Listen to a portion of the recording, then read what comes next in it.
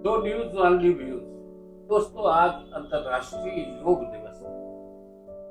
एक पृथ्वी एक स्वास्थ्य पर आज योग दिवस मनाया गया। हमारे साथ हैं योग इंस्ट्रक्टर चित्रा सिंह कौशिक। हम आपका स्वागत करते हैं और आपसे जानना चाहते हैं योग को लेकर दुनिया में लोगों में बड़ी जागरूकता है। योग है क्या? मैं योग के विषय में आपको सबसे पहले तो ये बताना चाहूंगी, योग करने से पहले योग को समझना जरूरी है। वो वही बात है मेरी कि योग को समझे बिना योग कैसे करें? योग को समझने के लिए सबसे पहले तो मैं आपको ये बताऊं, मैं मेरे बारे में थोड़ा सा बताना चाहूंगी कि मैं मतलब काफ़ी सारी डिसीज से जूझ रही थी। मतलब मुझे माइग्रेन का प्रॉब्लम था, एंजाइटी थी, डिप्रेशन था। ये सब चीज़ों से डॉक्टर्स मतलब मेडिसिन तो अलाउ करते हैं, पर उसके साथ हमेशा बोलते हैं, एक प्रिस्क्रिप्शन के साथ हमेशा बोलते हैं डाइट प्लान और एक्सरसाइज बोलते हैं। एक्सरसाइज में क्या करूं? एक्सरसाइज में मतलब मैं ऐसा क्या कर लूं कि मैं ऐसी मेरी ये चीज़ें ठीक हो जाए। तो मेरे माइंड में हमेशा यही क्वेश्चन रहता था, मैं एक्सरसाइज में ऐसा क्या कर लूं कि मैं इस चीज़ों से ठीक हो सकती हूँ। फिर मैंने आगे जाके मतलब मेरे अंकल हैं, उन्होंने मुझे एडवाइस किया कि तुम योग में जाओ। तो मैं योग में गई, मैंने 3 मंथ योग किया। योग में मतलब सबसे ज़्यादा टेक्निक ब्रीदिंग का होता है, वो मैंने सीखा और मैं उससे मुझे आराम लगा और मैं ठीक भी हुई हूँ। मेरे हाँ, मैं मतलब सारे आसनों का मैं पूरा एक पैकेज होता है वो मैंने किया और उससे मैं ठीक भी हुई हूँ। तो उसके बाद मेरे अंदर क्यूरियोसिटी हुई कि मैंने ऐसा क्या किया कि मैं ऐसे ठीक हो गई मेरी मेडिसिन बंद हो गई और मैं ऑटोमेटिक हैप्पी रहने लगी हूँ। तो मतलब ऐसा क्या हुआ, तो मुझे जानना बहुत मतलब मेरे अंदर क्यूरियोसिटी आई। तो सबसे पहले तो मैंने योग को शब्द को समझने में ही मैंने 1 महीना लिया और मैंने जाना कि जो हमारे प्राचीन संस्कृत भाषा है उसके संस्कृत धातु है युजिर। युजिर धातु है जिससे योग शब्द का निर्माण हुआ है। और युजिर योगे का मतलब ही होता है जोड़ना। इसके साथ होता है युज समाधौ, मतलब समाधि होना। इसके साथ होता है युज संयमने, संयम करना। तो जोड़ना का मतलब क्या, किसको किससे जोड़ना? पहले तो योग का मतलब ही होता है जोड़ना, 1+1 2।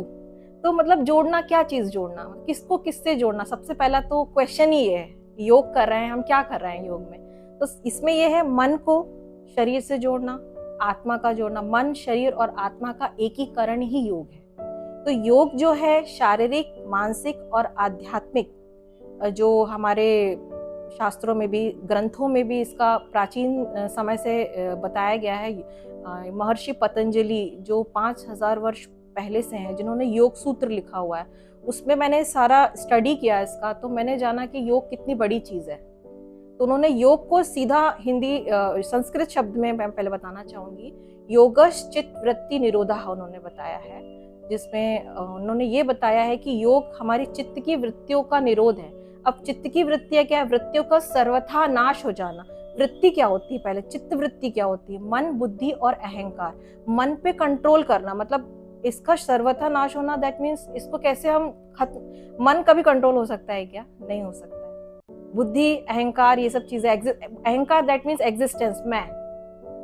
तो वो चीज मैंने समझा उस चीज को कि योग ये चीज है और इस पे हम कंट्रोल कर सकते हैं, मन पे भी कंट्रोल कर सकते हैं और हम जो चाहे लाइफ में वो सब अचीव कर सकते हैं। तो मतलब मैंने शुरू किया और योग करने से फिर उन्होंने सिद्धांत पढ़े मैंने योग के, कि जिसमें उन्होंने बताया कि ज्ञान योग होता है, भक्ति योग होता है, कर्म योग होता है, राजयोग, हठ योग और चिकित्सा संबंधी योग होता है। जिसमें मैं बताना चाहूंगी, सबसे पहले भक्ति योग तो सर्वप्रथम है ही।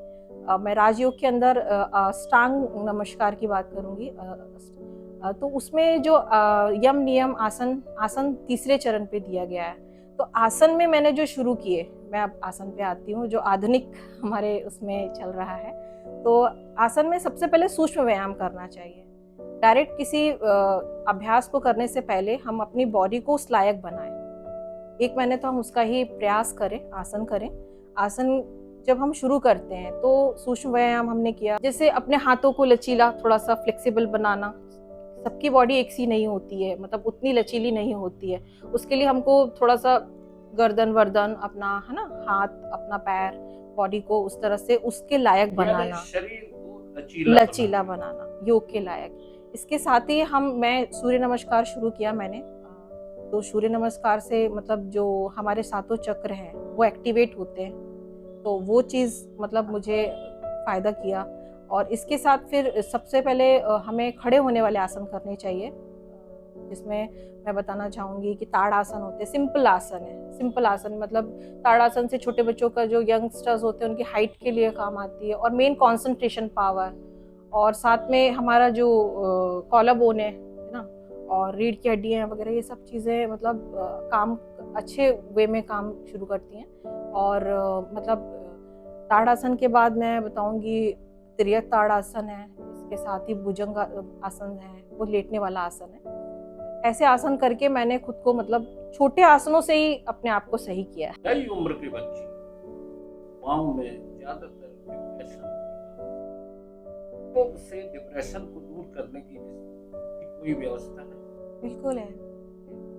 सबसे पहले तो मैं बताऊंगी बैलेंसिंग आसन में सबसे पहले वृक्षासन कीजिए, नटराज आसन कीजिए। इससे आपका कंसंट्रेशन लेवल बढ़ेगा, मानसिक जो रोगी हैं, विकार है, वो भी दूर होते हैं। इसके बाद बैठने वाले आसन बहुत मतलब फायदेमंद होते हैं, जिसमें गौमुख आसन है, ये मेनली हमारे एंजाइटी को दूर करता है और मेंटली हमको रिलीफ मिलती है इससे। इसके साथ ही अर्धमत्स्येंद्र आसन है, गौमुख आसन, अर्धमत्स्येंद्र आसन बहुत ही फायदेमंद है, टिपिकल नहीं है पर उसको इसकी कोई टाइमिंग है कि योग कब करें? बिल्कुल मतलब अगर नियमित रूप से, पहले तो ये नियम से करना है, एक दिन किया ऐसा नहीं है, नियम से करना है। और साथ ही साथ इसका सबसे अच्छा फायदा देखना है तो सूर्योदय से पहले करना चाहिए, और स्नान के बाद मतलब स्नान वगैरह कर लें और एम्प्टी स्टमक थोड़ा सा खाली पेट रहकर इसको करेंगे तो फायदे आपको बहुत अच्छे मिलेंगे इससे। यानी स्नान करें उसके बाद योग करें। क्योंकि स्नान करने से जो हमारे सूक्ष्म इंद्रियां हैं मतलब वो थोड़ा सा एक्टिवेट हो जाती है, एनर्जी लेवल हमारा अच्छा बन जाता है और हम अच्छे से कर पाते हैं, ये चीज़ हो जाती है, मांसपेशियां एक्टिव हो जाती हैं, तो ये है। और उसके साथ ही साथ जैसे कभी किसी को शाम को करना है तो वो 3-4 घंटे का अंतराल ले सकता है, उसके बाद कर सकता है।